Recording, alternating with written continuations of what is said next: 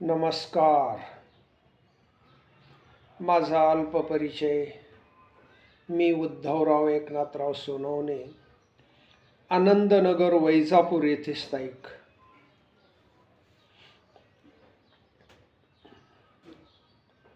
या महाराष्ट्राच्या मातीमध्ये सर्वाधिक संत होऊन गेले. नुसतेच पुरुष संत झाले असे नाही, तर स्त्री सुद्धा संत होऊन गेल्या. अनेक अनेक स्त्रिया संत होऊन गेल्या. मग संत हे तुमच्यासारखे आमच्यासारखेच माता पित्याच्या उदरी जन्माला आले. मग हे संत म्हणून का ओळखले गेले? तर त्यांनी समाजामध्ये आल्यानंतर स्त्री असेल तर ती वयाने मोठी असेल तर आई समान, बरोबरीची असेल तर बहिणी समान, लहान असेल तर मुली समान, पुरुष कोण्याही जाती धर्माचा असेल वयाने मोठा त्याचा आदर करणं, पित्या समान, बरोबरीचा असेल तर बंधू समान आणि लहान असेल तर भावा समान. त्यांच्याशी आचरण केलं आणि सगळ्यांना सुख मिळावं म्हणून प्रयत्न केला. त्यांचं जे आयुष्य होतं त्या आयुष्यामध्ये त्यांनी दुसऱ्यांना सुख मिळावं म्हणून प्रयत्न केला, सुखासाठी धडपड केली आणि स्वतः दुःख घेतलं. जीवनामध्ये अतिशय नम्रता होती, गोड गोड बोलणं होतं आणि परोपकाराची वृत्ती होती. दुसऱ्यावर परोपकार करायचा, दुसऱ्याला सुख मिळवून द्यायचं.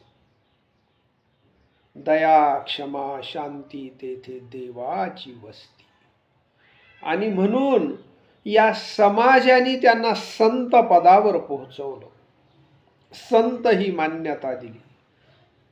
आणि जणू काय देवालाही तशी घरं आवडतात. देवही त्यांचं गाव, त्यांचं घर, त्यांचा मंदिर सोडून देव आला असेल तर तो संताच्या ठाई. आणि संत जे बोलले ते वाक्य खरं करण्यासाठी देवानी प्रयत्न केले. म्हणून ही माणसं आपल्यातलीच पण संत पदावर पोहोचली. असो, त्यांच्या जीवनामध्ये परोपकार दया क्षमा शांती तर होतीच, परंतु या हृदयामध्ये निरंतर त्या देवाचं नामस्मरण होतं. अखंड अखंड अखंड.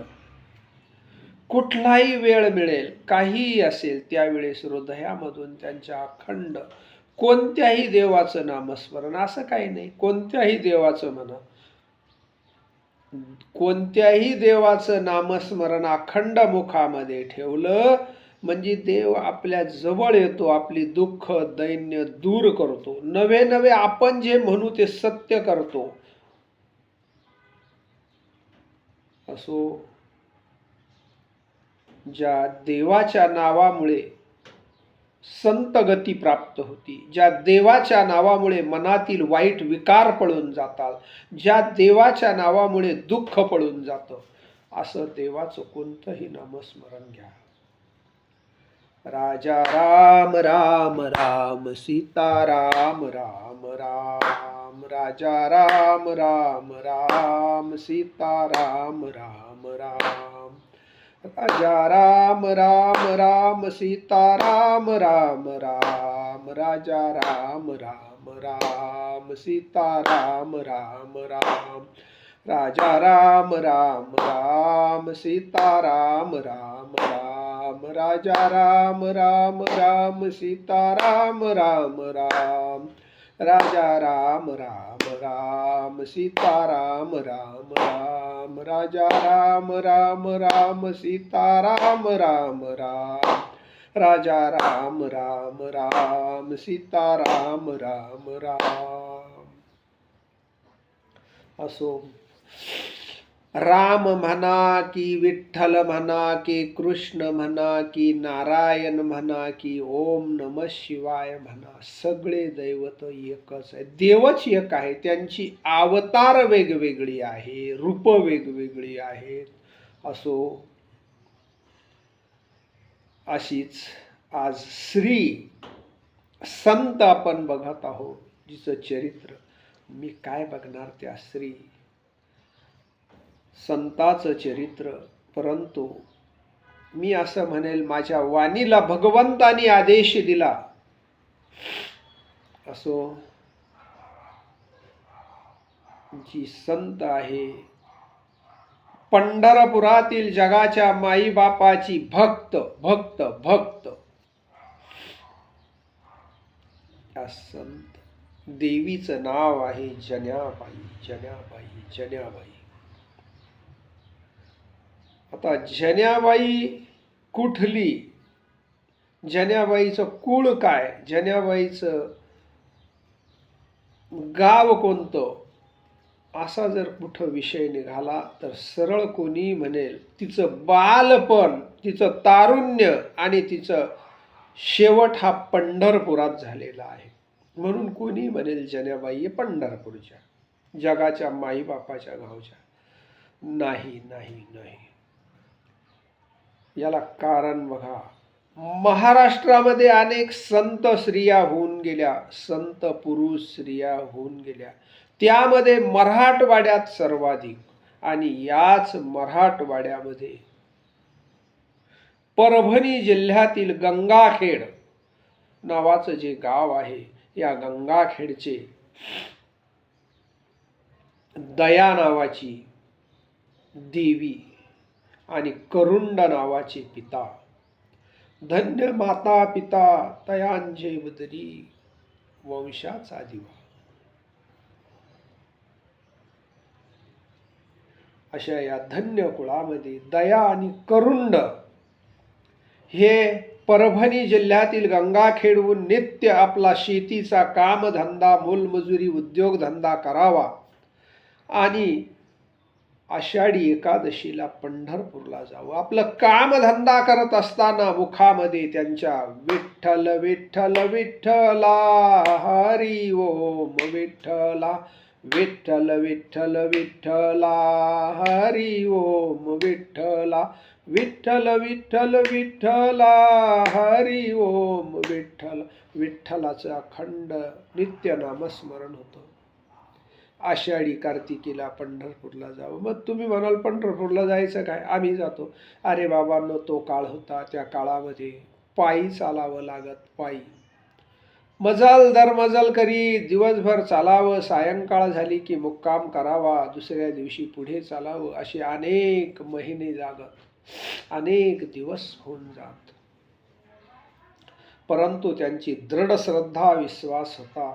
दया आणि करुंड हे पांडुरंगाचे लाडके भक्त होऊन गेले होते. परंतु त्या दोघाही, दया आणि करुंडने कधीच पांडुरंगाला काहीच मागितलं नाही. एकदा दया आणि करुंड दोघांनाही पांडुरंगाने साक्षात दर्शन दिलं आणि स्वप्नात सांगितलं, काय भक्तांनो, अरे तुम्ही माझ्या दर्शनाला येता, एकादशी कार्तिकेला मुखामध्ये माझं नामस्मरण ठेवता, नित्य लोकावर परोपकार करता, दया क्षमा शांती तुमच्या अंगी आहेत, आणि तुम्ही काहीच मला मागत नाही. दुसरे भक्त येतात ते मागतात, तुम्ही का बरं मागत नाही. त्यावेळेस दया आणि करुंड झोपेतून पहाटच्या वेळेला उठलेले आहे. आणि मग करुंड म्हणतात, अरे दया, मला असं स्वप्न पडलं. दया म्हणते, मग घ्या ना मागून आपल्याला वंशाला दिवा. आणि मग काय झालं, दोघांनी हात जोडले आणि पांडुरंगा, आम्हाला तुझ्याकडून काहीच मागायचं नव्हतं, हे निश्चित आहे, त्रिवार सत्य आहे. आमच्या नशिबी प्रारब्धात दुःख असेल, आम्ही दुःख भोगायला तयार आहोत, सुख असेल आनंदाने भोगायला तयार आहोत. परंतु परंतु परंतु आम्ही गेल्यानंतर दोघे तुझ्या पंढरीला कोण येईल, आमच्या कुळातलं कोण येईल, सांग ना देवा. मग आमच्या कुळामध्ये आम्हाला एखादं सुंदर बाळ दे, का जेणेकरून तो आम्ही गेल्यानंतर, या जगाचा निरोप घेतल्यानंतर तो नित्य तुझ्या दर्शनाला येत जाईल. आपली वारीची परंपरा चालू राहण्यासाठी आम्हाला बाळ दे, बाळ दे, बाळ दे. आणि काय जगाच्या माईबापानं दृष्टांत दिला, पुन्हा सांगितलं, तुमच्या पोटी कन्या रत्न होणार आहे. पण ती कन्या पुढे पंढरपुरामध्ये येईल आणि ती माझी भक्त बनून जाईल. जगाचा उद्धार तिच्यामुळे होईल. ती अनेक लोकांना सुख देईल, आनंद देईल आणि तिचा पुढे नाव लौकिक होईल. तुमच्या कुळाचा उद्धार करणारी कन्या रत्न तुमच्या इथे जन्माला येईल. असं सांगता क्षणी दोघा माता पित्यांना आनंद वाटला. आपल्या इथे कन्या रत्न जन्म घेणार आहे आणि ती सुद्धा पांडुरंगाची भक्त होणार आहे. मोठा आनंद झाला. काही काळ लुटला आणि सुंदरसं बाळ जन्माला आलेलं आहे. हळूहळू बाळ खेळण्या बागडण्यासारखं, उड्या मारण्यासारखं झालेलं आहे. यांनी काय करावं, दरवर्षी आषाढी एकादशीला पंढरपूरला जाताना शेजाऱ्याकडे या बाळाला ठेवावं आणि जाऊन यावं. बघता बघता 8-9 वर्ष झाली. 8-9 वर्षाची कन्या झाली आणि एक दिवस ती म्हणते, बाबा तुम्ही कुठे जाता मला सोडून शेजाऱ्याकडे? अगं बाई, जगाचा माईबाप सोलापूर जिल्ह्यामध्ये पंढरपूरला आहे, त्याच्या दर्शनाला आम्ही जातो. माता पित्याच्या त्या जगाचे आईबाप आहेत ते. असं मग मला येऊ द्या ना जगाच्या आईबापाचे. जर दया आणि करुंड म्हणाले, बाळ खूप दिवस लागतात जाण्यासाठी, खूप अंतर आहे इथून आणि तू लेकरू आहे, तू थकशील, तुझे पाय दुखतील, त्रास होईल तुला, तू थांब, मोठी झाल्यावर नेऊ. त्यावेळी दयानं आणि करुंडकडे इतका आग्रह जन्याने धरला की नाही नाही, मला सुद्धा तुमच्या बरोबर आता यायचंच. त्यावेळेस दया जन्याबाईचे वडील करुंड म्हणतात, दया येऊ दे हिला, हिची इच्छा आहे तर. आणि मग काय, दया, करुंड आणि जन्याबाई निघालेली आहे. चालत चालत चालत जन्याबाईनं कड्यावर बसली नाही ना, काही म्हणजे त्रास दिला नाही. असे चालत चालत चालत ते पंढरपूर दूरवरून दिसलं. जन्याचे बाबा म्हणतात, जना तो दूर कळस दिसतो का, तेथे जायचं. तो जगाचा आई बाप तेथे आहे, त्याच्या दर्शनाला आपण चाललोय. खूप जन्यालाही आनंद झाला. चालता चालता चालता सायंकाळ झाली, अंधार पडला, चंद्रभागेमध्ये आलेले आहे आणि जन्याचे बाबा म्हणतात, आज आपण इथे मुक्कामी थांबू. चंद्रभागेमध्ये भल्या पहाटे उठायचं, स्नान करायचं, स्नान करून त्या पांडुरंगाचं दर्शन घेऊन यायचं. जगाच्या आईबापाचं दर्शन घ्यायचं, विठ्ठलाचं आणि रुक्मिणीचं. मग त्या चंद्रभागेमध्ये ते थांबलेले आहे. करुंड आणि दयाने थोडंसं पातेल्यात तांदूळ घेतलेले आहे, चंद्रभागेतलं पवित्र पाणी आणलेलं आहे, दगडाची चूल पेटवली, काही काटक्या कुटक्या आणल्या आणि त्याच्यावरती खिचडी भात शिजवलेला आहे. त्या तिघांनी यथेच्छ खाल्ला, पांडुरंगाचं स्मरण करून खाल्ला आणि तिघही त्या चंद्रभागेमध्ये वाळूमध्ये झोपी गेले. भल्या पहाटे करुंडजी उठलेत, चंद्रभागेत स्नान केलं आणि रावळात जाऊन पांडुरंगाचं दर्शन घेतलं. मोठा आनंद वाटला आणि धावत चंद्रभागेत आले आणि सांगितलं, अरे उठा रे उठा, जन्या उठ, तुझी आई उठ, उठा आणि रावळात दर्शन करून या. जा, दिवस उगावला, गर्दी वाढेल, जा दर्शन करून या. आणि मग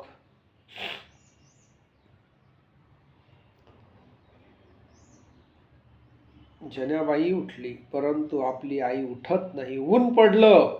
शेवटी करुंडाने जवळ आलेत आणि दयाच्या अंगाला हात स्पर्श केला आणि हलवलं, उठ ना.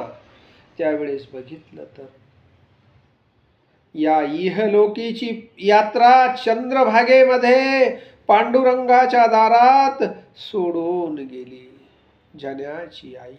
दया ही जगाचा निरोप घेतला. आरडओरड झालेली आहे. आजूबाजूचे लोक जमले. तुम्हाला गंगाखेडला जायचं का परत? त्यावेळेस करुंडजीने सांगितलं, त्या पांडुरंगाची इच्छा होती, या ठिकाणी माझी धर्मपत्नी निरोप घेणार कशाला? चंद्रभागेतच अंत्यसंस्कार झालेले आहे. आणि मग जनाबाई म्हणते, बाबा आई कुठं गेली? बाबा म्हणतात, काय सांगणार बाई, ती देवाच्या घरी गेली. मग मला बी देवाच्या घरी जायचं. खूप हट्ट धरला, परंतु लहानशा जनाला काय सांगावं, बाई चल आपल्याला परभणी गंगाखेडला जायचं. त्यावेळेस नाही, आपण पांडुरंगाचं दर्शन घेऊ, रावळात जाऊ. आणि चालले असताना असा गर्दीचा लोट आला आणि त्या लोटामध्ये दोघं माय लेकर ताटातूट झाली. 1 दिवस, 2 दिवस, 3 दिवस होऊन गेले, नाही सापडली. 4था दिवस उगाजला. जन्याचे वडील करुंडजी म्हणतात, आता लेकरू नाही सापडत. आणि ते पांडुरंगाचं राबळाचं कळसाचं दर्शन घेतलं, गंगाखेडला निघालेली आहे. दया एकीकडे शोधत होती, रडत होती, गालावर पाणी पडत होतं, रडून रडून थकली होती. कुठे शोध लागत नाही. 4 दिवस झाले. पोट पाठीत गेलं होतं, अन्नाचा कण नव्हता त्या लेकराच्या. अशा अवस्थेमध्ये ती विचार करते, ज्या जगाच्या आईबापाकडं माझी आई गेली देवाच्या घरी, मी बी त्या देवाच्या दारात जाते ना, त्याला जाब विचारते. आणि जनाबाई रावळात आलेली आहे, पायरीवर बसलेली आहे, रडत आहे, डोळ्यातून आसुब गळत आहे, दात तिचे मोत्यासारखे शुभ्र चमकत आहे, सुंदर गोरापान चेहरा. आणि काय जाणू लोक येत होते, जात होते, ही रडत होती. तेवढ्यात नामदेव त्या दामाजी पंथ आणि गोनाईच्या घरी राहत होते. त्यांचा भल्या पहाटे पांडुरंगाचं नित्य नियम होता दर्शन घ्यायचं, ते जाऊन आले होते. परंतु नामदेवाला काय रुखरुख लागली की पांडुरंगाने सांगितलं, काय जाणो त्यांना वाटू लागलं आपण पुन्हा एकदा आज दर्शन डबल करावं. आणि म्हणून नामदेव हे रावळात आलेले आहे. दारात प्रवेश करणार तर ती छोटीशी लेकरू, 8-9 वर्षाचं लेकरू रडत असलेलं दिसलं. नामदेवानी मंदिरात नाही गेलं. बघा, विचार करा, परोपकार केला. म्हणून मी सांगतो तुम्हाला, म्हणजे असं नाही सांगत मंदिरात जाऊ नका, मंदिरात नाही गेला तरी चालेल, देव तुमच्या जवळ येईल, पण तुम्ही परोपकार करा. दया असू द्या जीवनामध्ये, शांतता असू द्या, नम्रता असू द्या, आणि दुसऱ्याचं भलं करण्याचा प्रयत्न करत राहा. नुसतं प्रयत्न करत राहा. झालं भलं तर होईल, नाही झालं तर नका का होईना, पण चांगलं करण्याचा प्रयत्न करा, देव तुमच्या जवळ येईल.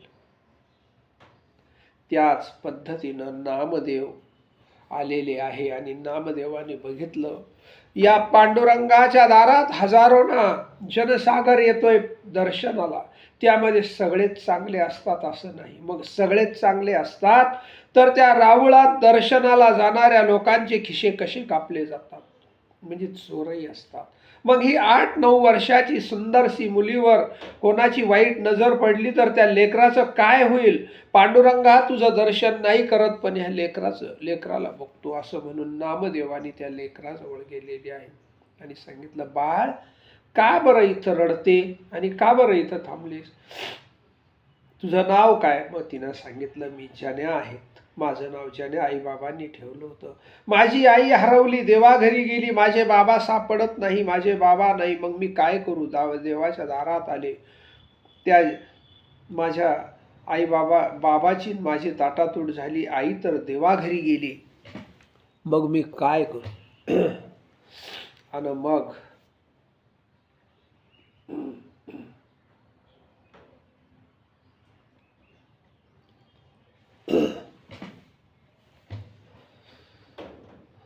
काय करावं काही सुचेना. अशा अवस्थेमध्ये जन्याबाईला म्हणू लागले, बाई माझ्या घरी चलती का? इथे बसून काय होईल तुझं? जगाचे माईबाप तुझे आईबाप कसे आणून देतील आता? चल माझ्या घरी. जन्याला थोडंसं हायसं वाटलं, गोड वाटलं. काहीतरी पांडुरंगानेच सांगितलं, बुद्धी झाली. जन्या लगेच म्हणाली, येते ना भाऊ, तुझ्या बरोबर येते ना दादा. आणि नामदेवाबरोबर निघाली. दामाजी पंथ आणि गोनाईच्या घरी परिस्थिती अशी होती, नामदेव हे सापडलेलेच होते. आता ही जन्याही सापडलेली. या अगोदर असे सापडलेले त्या दामाजी पंथ आणि गोनाईच्या घरी पहिलेच 13 जण होते सगळे. आता ही 14वी घेऊन चाललेली आहे. पूर्वीचा काळ आहे. दामाजी पंत हे बिदरच्या बादशहाकडे धान्याच्या गोडाऊनला वॉचमन रखवालदार होते. पैसा अतिशय अल्प मिळत होता. पूर्वीचा काळ होता. अन्न देवतेची अवकृपा होती. अशा वेळेला कधी कधी माणसं त्यावेळेस उपाशी राहत होती. अशाच अवस्थेमध्ये त्या दामाजी पंथाच्या घरी कधी कधी पाणी पिऊन ही मंडळी झोपत होती. आता ही 14वी घेऊन गेला नामदेव. दारापर्यंत पोहोचला आणि त्याने आवाज दिला, आई, आई ग आई. काय रे बाळा नामदेवा? आई, आज पांडुरंगाच्या दारामध्ये एक लेकरू 4 दिवसापासून पोटात अन्नाचा कण नाही आणि सारखं रडत होतं. मी दर्शनाला जाण्याऐवजी त्या लेकराला घेऊन आलो. आई, आई, मुलगी आहे ती. गोनाई म्हणाली, बाबा नामदेवा, चांगलं केलंस. पांडुरंगाच्या दारातलं लेकरू उपवाशी आणलं, छान केलं. थांब आता, थांब, दारातच थांब. आणि गोनाई माता घरात मध्ये वळल्या आणि चुलीजवळ तिथे गेलेल्या आहे. का गेल्या तर तांब्यामध्ये पाणी आणि हातात भाकरीचा कुटका घेऊन त्या लेकराला ओवाळायचं असतं. शास्त्र असं सांगत असतं, बाहेरचं लेकरू आलं म्हणजे त्याची इडापिडा जाण्यासाठी कुटका आणि पाणी ओवाळतात. हा पूर्वीचा नियम आहे. आता काय बदल झालेला आहे असो. आणि अशा प्रकारे मग त्या लेकराला ओवाळण्याचा प्रयत्न झालेला आहे.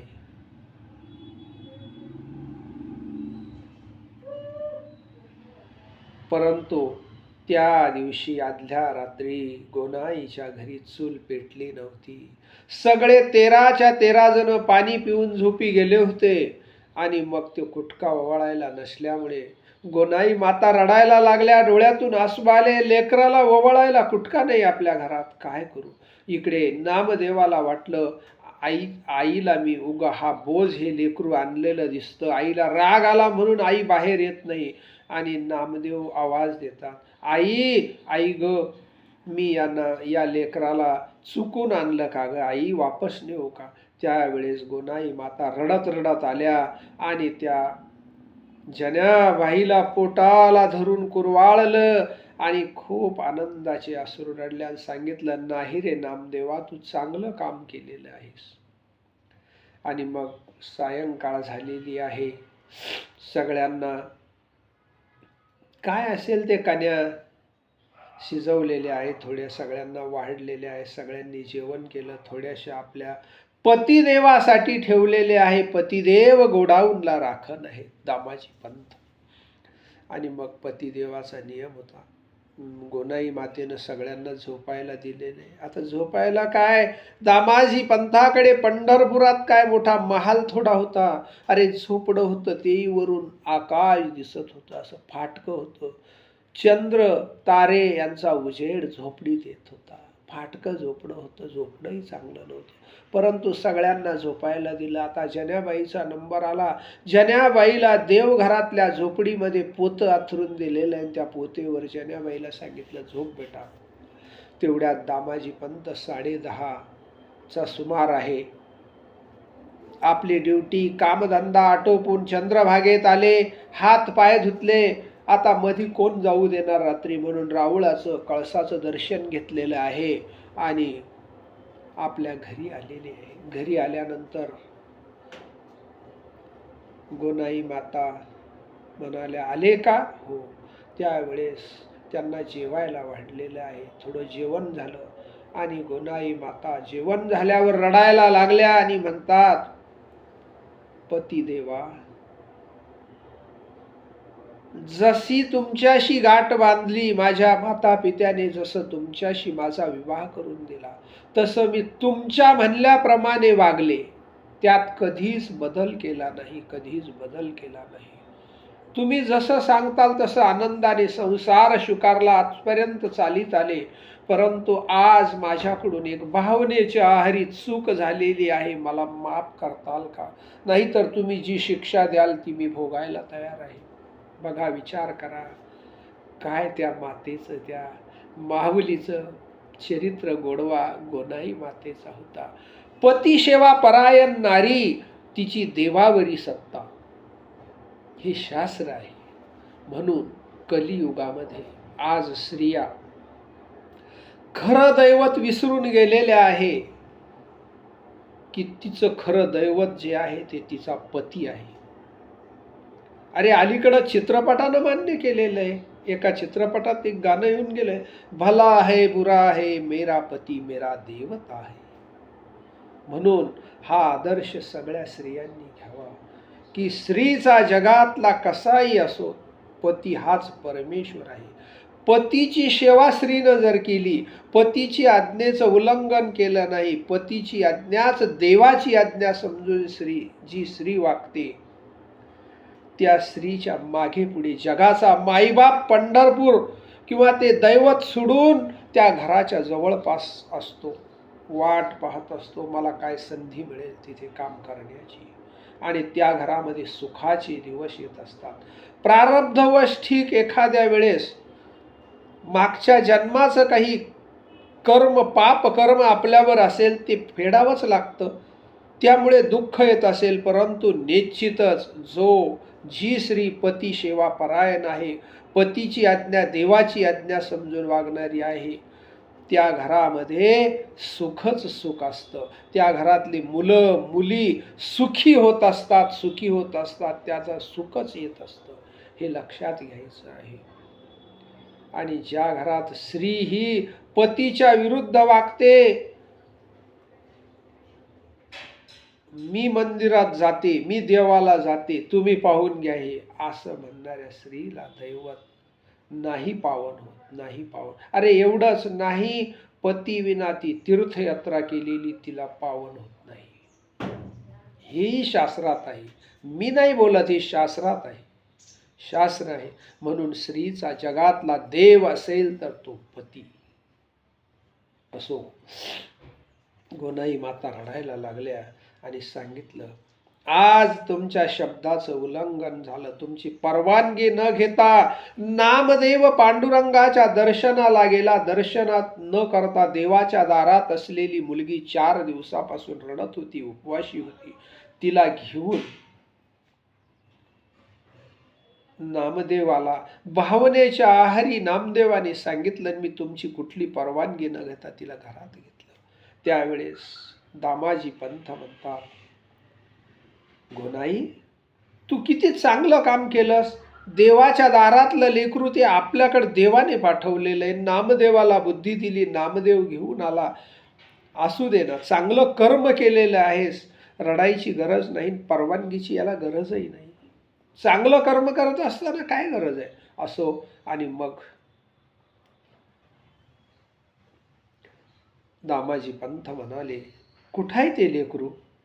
मग गोनाई माता म्हणतात, जागा नव्हती घरामध्ये, देवघरात पोतं अथरून तिला झोपायला दिलेलं आहे. त्यावेळेस वाजले होते 12 वाजेचा सुमार झाला होता.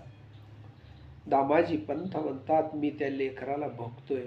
आणि दामाजी पंथानं त्या देवघरातल्या झोपडीमध्ये पाय टाकला आणि त्या घरात जी पंथी लावलेली होती त्या पंथीत तेल होतं, छोटी वात करून पंथी होती. 12 वाजेच्या सुमाराला त्यातलं तेल सगळं संपलं, पंथी विझून गेली.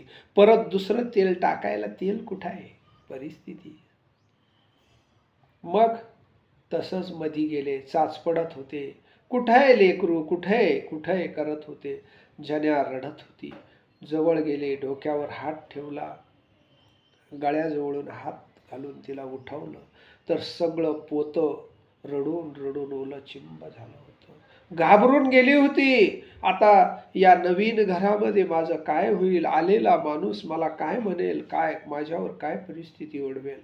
आणि म्हणून तिला उठवलं आणि सांगितलं, बाळ, पांडुरंगाने तुला या घरात पाठवलं, तू आता या घरातली 14वी हक्कदारी नाहीस, घाबरायचं नाही, आनंदाने इथे राहायचं. एवढंच बाई तुला हात जोडून सांगतो, ज्या ज्या वेळेस आम्ही पाणी पिऊन झोपतो, उपवाशी झोपतो, त्यावेळेस तुला उपवाशी झोपावं लागेल. बाकी वेळेत आम्ही जे खाऊ त्यातला वाटा तुलाही मिळेल. आणि इथेच राहा, भगवंताचं चिंतन कर. जनाबाई, काळजी करू नको, हे घर तुझं समज. मोठं आहेसं वाटलं, खूप आनंद वाटला आणि तिने आनंदाची तिचे अश्रू डोळ्यातून आलेले आहे. असो, जनाबाई राहू लागली. मग जनाबाईनं ठरवलं गोनाई मातेला मदत करायची. आणि गोनाई माते ती लोकांचे धुणे भांडी, दळण कांडण, झाड झूड या कामाला गोनाई मातेबरोबर जाऊ लागली. कामधंदा करू लागली. उदरनिर्वाह कसा बसा चाललेला आहे. पण त्या घरातले सगळे व्यक्ती पांडुरंगाचे लाडके भक्त होते. नवे नवे पांडुरंगच त्यांच्या हृदयामध्ये भरलेला होता. सदैव ते पांडुरंगाच्या ध्यानात होते. पुढे त्या घरात मुलांची लग्न झालेली आहे.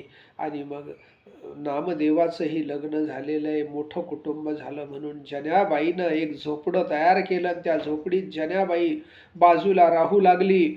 जनाबाईनं लोकांची दिवसभर धुनी भांडी करावी, दळण कांडण करावं, काही दळण घेऊन यावं झोपडीत आणि रात्रभर दळत बसावं.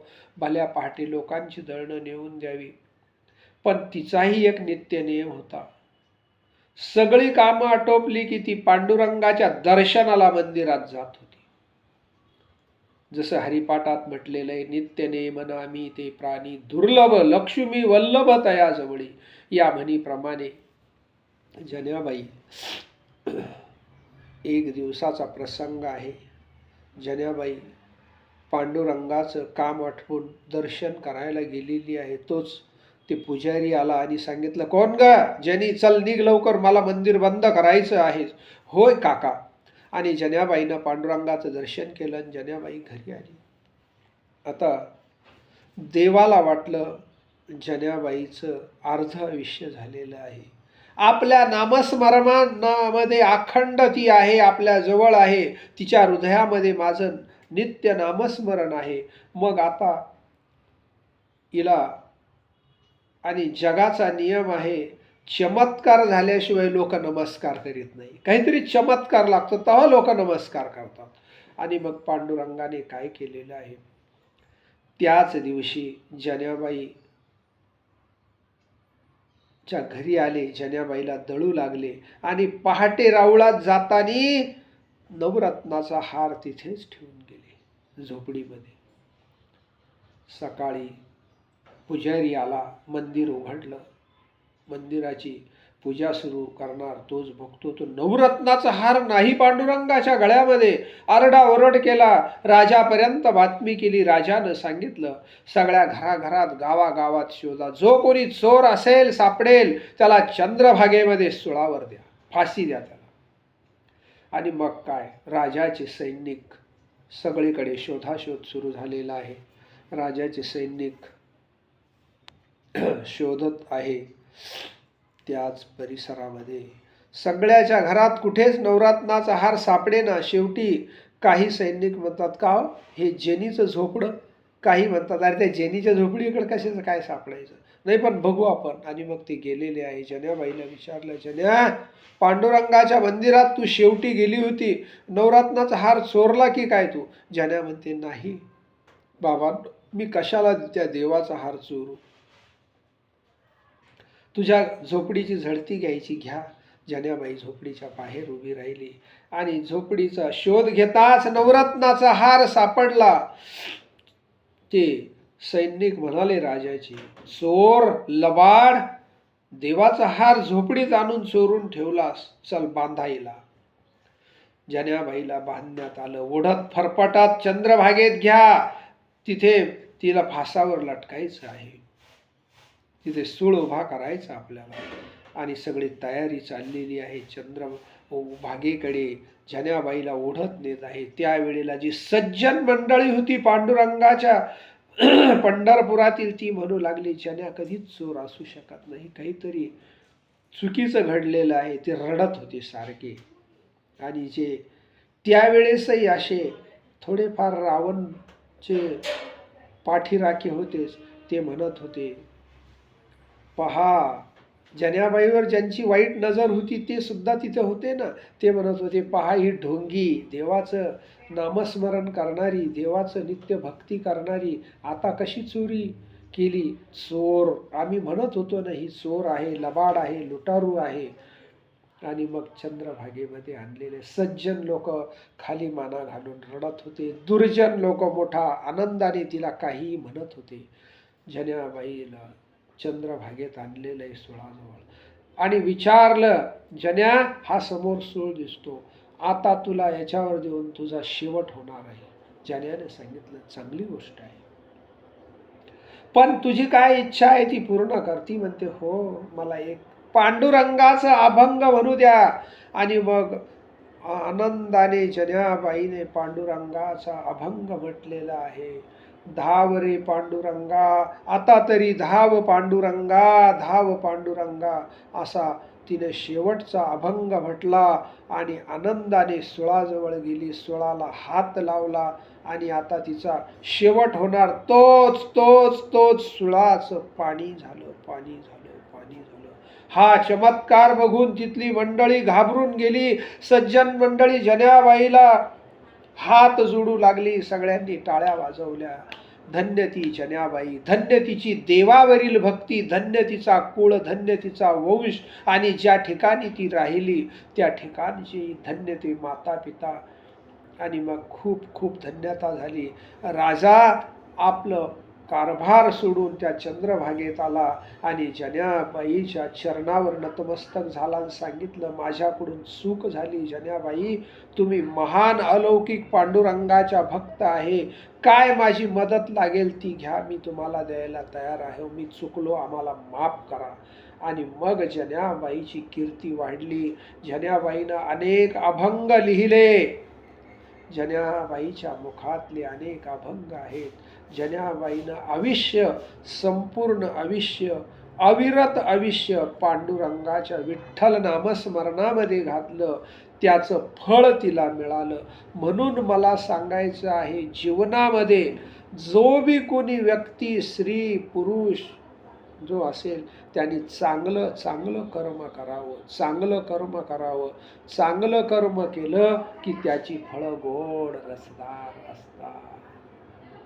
बाभळीच्या झाडाला काटेच येणार, परंतु रसाळ आंब्याच्या झाडाला गोड आंबेच येणार. म्हणून त्याच्यासाठी आपण चांगलं व्हायचं. आपण चांगलं झालं की मुलं चांगले, मुलं चांगले की सगळा कुळ चांगला, वंश चांगला होतो. आणि पुन्हा एकदा सांगतो, जगातला देव जर असेल तर ते दैवत आहे स्त्रीचं पती, आणि पुरुषाचं दैवत आहे वयाने मोठी माणसं, जातीनं कोणत्या धर्माची असो, त्यांचा आदर करावा, त्यांच्याशी गोड बोलावं आणि या वाणीनं सतत गोड गोड दुसऱ्याला आनंद द्यावा. दुसऱ्याला तुम्ही जेवढा आनंद दिला त्याच्यापेक्षा दुप्पट आनंद तुम्हाला होत असतो. तुमचा कुळ वंश पिढी सुखी होत असते, आनंदी होत असते. या जन्याबाईचा आदर्श घ्या. आणि माझ्यासारखा अल्पमती काय बोलणार, जे काही बोललो मी त्याबद्दल हात जोडून विनंती करतो, माफी मागतो. माझ्याकडून जे काही झालं असेल ते भगवंतानी मला आदेश दिला. आणि पुन्हा एकदा हात जोडून विनंती आहे, आपणही दुसऱ्यावर परोपकार, दया, क्षमा, शांती करा, गोड बोला, दुसऱ्याची दुःखामध्ये सहभागी व्हा, दुसऱ्याच्या सुखामध्येही सहभागी व्हा. दुसऱ्याचं भलं करण्याचा प्रयत्न करा. तुमचं भलं आपाप होणारच, यात शंकाच नाही. तो देव भलं करेल. आणि निरंतर कोणत्याही देवाचं नाव घ्या मुखामध्ये, असं काहीच नाही. हरि ओम, हरि ओम, ओम ओम हरि ओम, ओम ओम हरि हरि ओम हरि ओम हरि ओम हरि ओम हरि ओम ओम ओम हरि ओम ओम ओम ओम हरि ओम हरि नारायण नारायण नारायण नारायण नारायण विठ्ठल विठ्ठल विठ्ठला रामकृष्ण विठ्ठला हरि ओम विठ्ठला. असं भगवंताचं चिंतन करा, ध्यान करा.